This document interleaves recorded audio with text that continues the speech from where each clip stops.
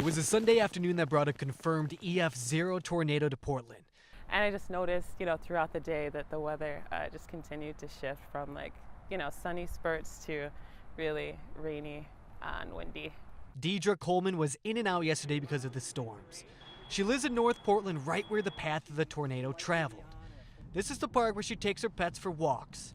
It's also the same park that trees were bent and broken from tornado damage just down the street from her home. It's quite a surprise because, for the most part, the weather's pretty mild besides the rain. So it's really interesting to hear that happened and cool to know that I survived a tornado.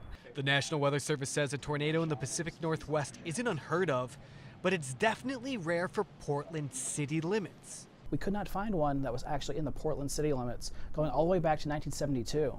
And that was, of course, the infamous F3 tornado in Vancouver in 1972. It actually began in a very similar spot in North Portland before tracking across the river and then doing all the damage and causing injuries across the river in Clark County. A tornado with estimated peak winds of 74 miles per hour, turning over semi-trailer trucks and snapping those trees. The National Weather Service says they use that wind damage to paint a picture on how strong the storm or tornado is. We actually have a lot of guidance that gives us what we call damage indicators. These are things that allow us to correspond the damage we see to an estimated wind speed, and that's how we rate the tornado.